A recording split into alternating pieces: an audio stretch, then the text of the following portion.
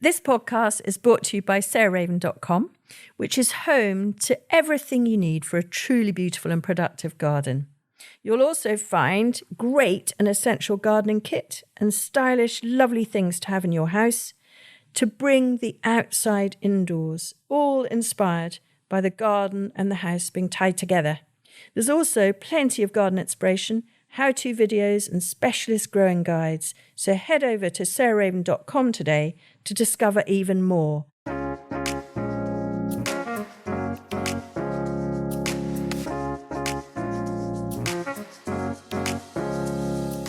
Welcome to Grow, Cook, Eat, Arrange, the podcast of me, Sarah Raven, and different guests. But actually today I'm on my own, and I wanted to do a solo today because I've just walked around the garden and I've suddenly realised that there's a real NB to all of us, including me, which is to harvest your allium seed heads from now on for Christmas. So I don't know about you, but I am a bit obsessed, and I'm sorry if I've bored on about it before, but I really think Christmas this year has got to be as natural as it possibly can be and as sustainable, but it's also, in my household, I want it to be glamorous and twinkly and amazing and unique and unusual. And do you know what? The short circuit straight into that is allium seed heads. And in previous years, I have sprayed them with silver spray, but I think that's not sufficiently sustainable these days. And so, in fact, I'm going to make a really concentrated food colouring sort of atomizer with 3 or 4 different colours, red, a sort of silvery grey, and I think perhaps an acid green, I'm not absolutely sure. And I'm going to dry my allium heads from now on, and then I'm going to colour them once they're dry. And it's better to do it that way round rather than to do them when they've still got some moisture in, because they will then shrink and some of the spray will then crack off. So that's my experience anyway. But really oddly, this is the first NB to prepare for Christmas, and particularly a natural Christmas. And Arthur and I are going to be doing a whole series of courses at Perch Hill here in November and December on how to make your Christmas really beautiful, but almost entirely garden sourced. So alliums are the way. Anyway, it made me think about alliums at a time when they are flowering away and looking their most beautiful. So I actually thought I would do a recap of my favourites and explain why I particularly love different ones.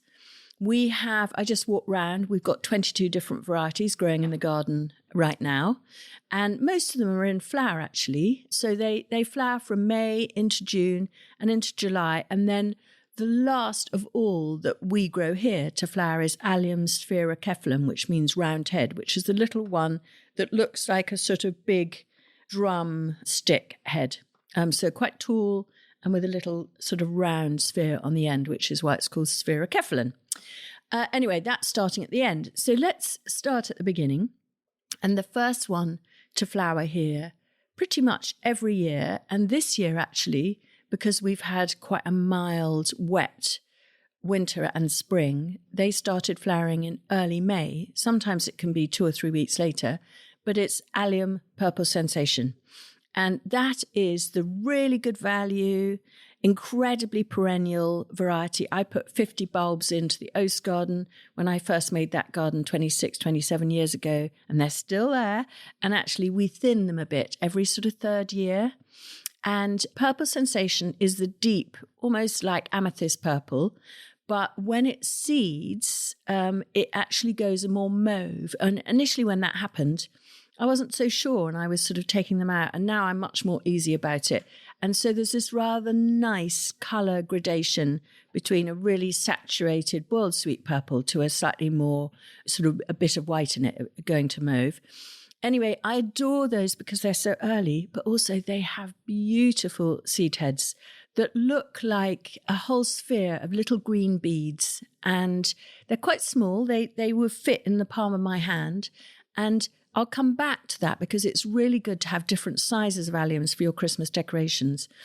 Anyway, by sort of early to mid-May, the foliage is already beginning to die back.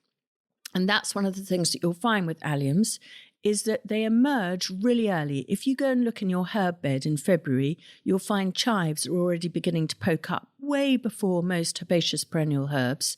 And it's true of all the allium family. They come up really early, so they can photosynthesize away from the middle of February, middle of March, middle of April, and then they flower in the middle of May. So they've had 3 good months plus of photosynthesizing, storing food back into the bulb. So by the time they erupt and come into flower, you can actually remove the leaves.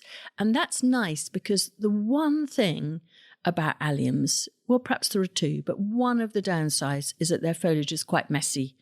And so we remove it, and you never want to wear white or pale colours when you're removing allium foliage, because the orange pigment, which you get if you're a natural dye person, you can get from onion skins, it gives you a rather nice sort of yellowy, saffrony, orangey colour, but it will stain your clothes forever. So just be aware of that. Wear dark clothes or overalls or whatever when you're removing the foliage of your alliums. Anyway, the second downside that I just wanted to mention is some of them do self-seed almost too prolifically, and that's one of the reasons that Josie, our head gardener here, is a bit not so sure about them. But the reason I am crazy about alliums is that they bridge the gap between when the tulips go over and when the roses and the sweet peas really get going in sort of June and into July. So they are the perfect colour baton carrier. And in succession planting and designing, I always think that my dominant plants are in a relay race, and one family of plants has the baton in the relay race running around the track, and it has to pass that baton on to the next family of plants to carry the colour baton on to the next family of plants. And with us here, we use the little baby iris for February.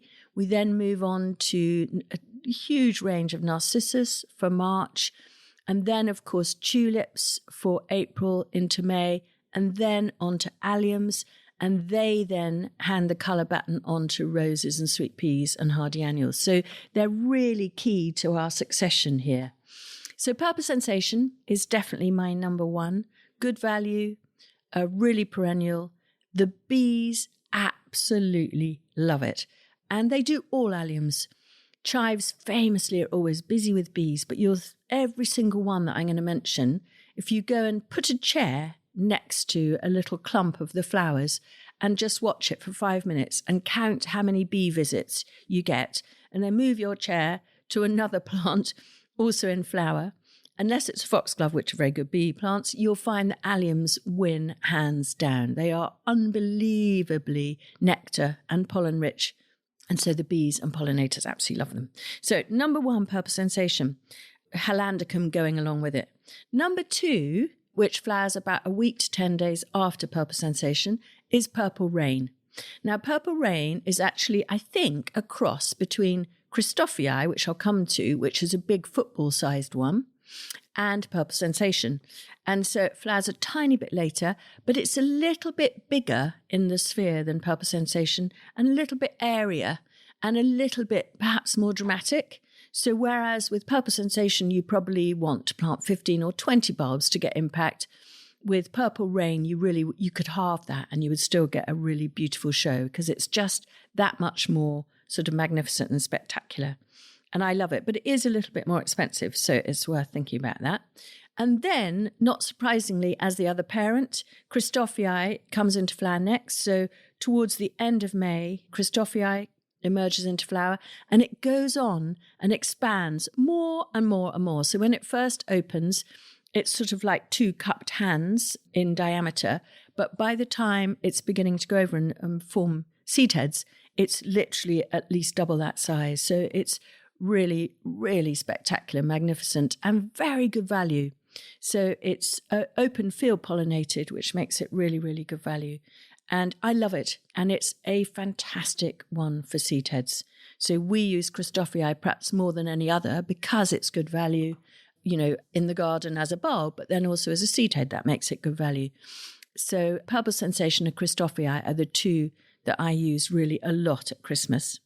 Then I have to mention another crazy series of them, which is even bigger than cristophii, and it looks like a sort of stellar galaxy. It looks like shooting stars from one central sort of purple sensation size kind of hub in the middle.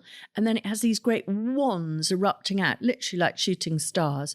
And some of those wands can be 20, 25 centimeters from the middle. So it really is a magnificent thing. Shorter stems.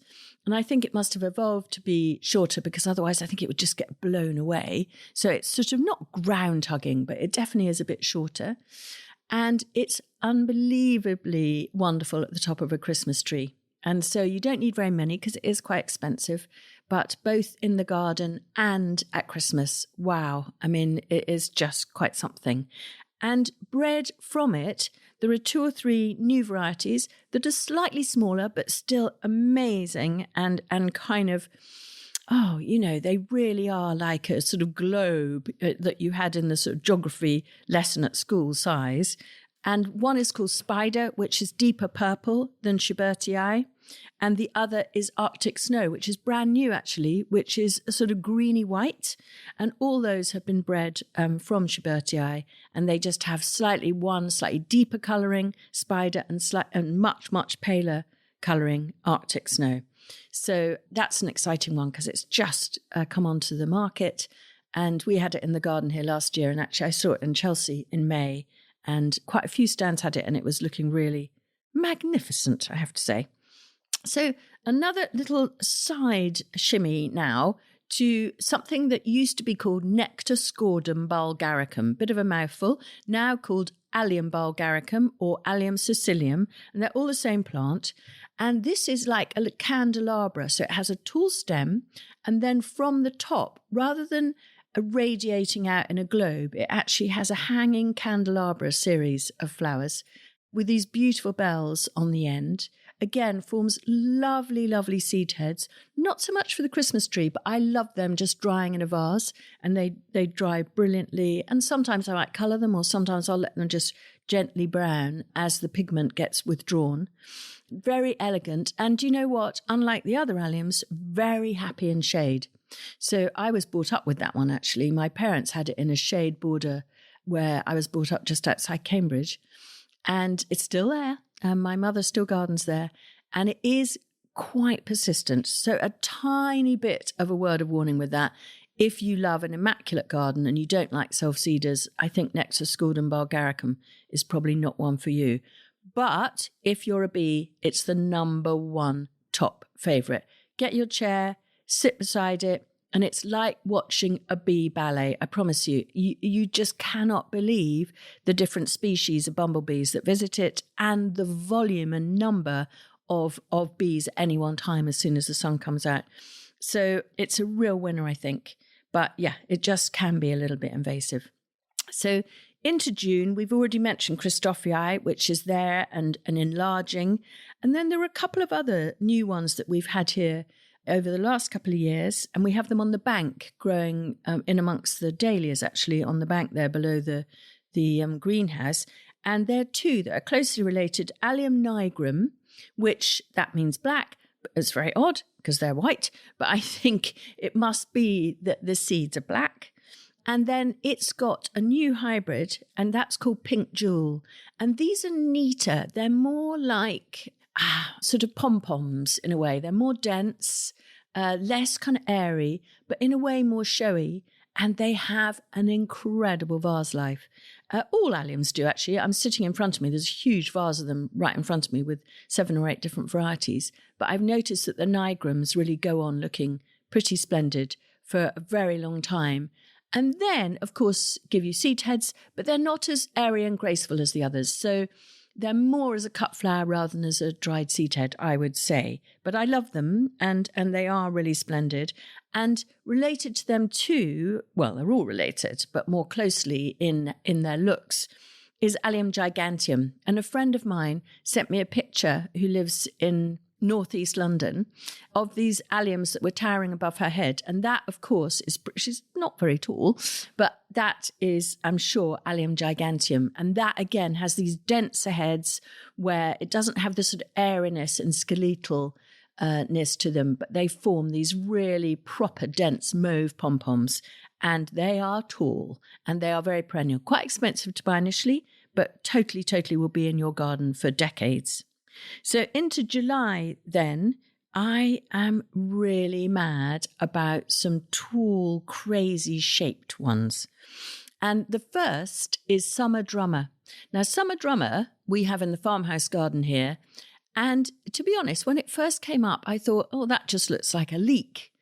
And so I wasn't so sure. But now I absolutely have totally fallen for them because in June, as I sit here, they are already 7 foot, 8 foot tall, this sort of eruption of these silver greeny kind of vertical lines in the garden with these funny little pepper pot top knots on top. And those actually don't emerge into flower until July, and then again they hold on to their flowers and their colour right the way through until September. So people couldn't believe them here last year because they're such a late allium, but also they're so tall. They don't need staking. They're completely self-supporting, and they give you this really, really fantastic, almost like foxgloves right now, but even taller, this brilliant sort of minaret vertical line in the garden, which I think so good. And so that certainly joins one of my favourites. And I'm just going to finish with a couple of others that I adore for their unusual shape. So the next one is Magic. And Magic is a showy, almost like a cristophii crossed with a Schubertii, but a little bit smaller. But it has the really crazy sparkler-like sort of rays away from the central globe. But the thing I love about it is it has often a really nice curve to the stem. So it sort of goes straight up and then suddenly it turns almost like a right angle and then almost like a right angle again. And so you get these really sculptural, interesting shapes in the garden because it's quite tall. And so I love that.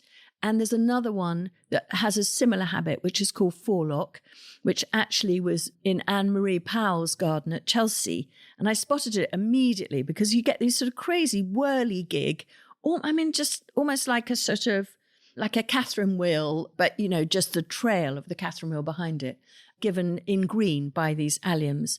And the final one, which again gives you that same interesting shape, is called Red Mohican, which, like Sphaerocephalon, has got quite dense crimson flowers. And it's called Red Mohican because it's got a sort of Mohican haircut, sort of sticky-uppy flowers from the globe. So all those are, I'm afraid I've lost count of how many I've mentioned, but they're very dear to my heart.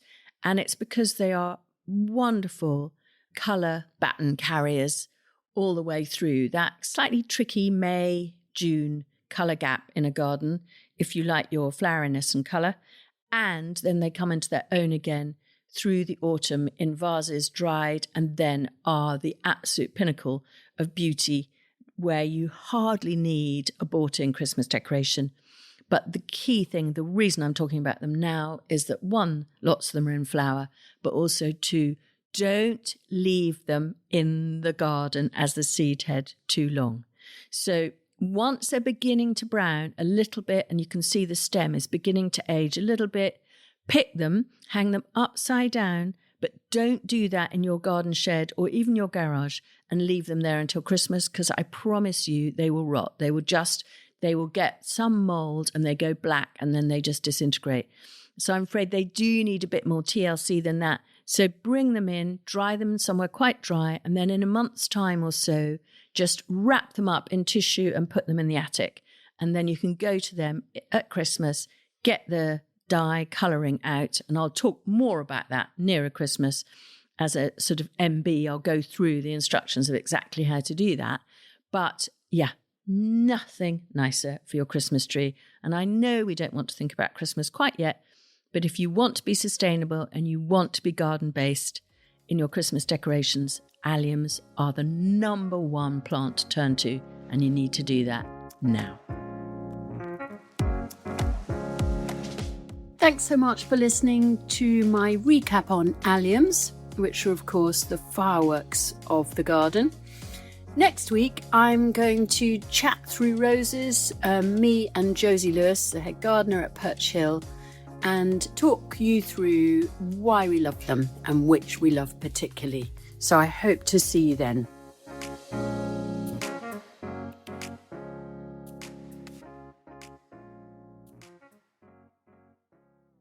You can find more information, photos and advice sheets on all the plants and recipes we talk about on this podcast by heading to the show notes or at sarahraven.com/podcast.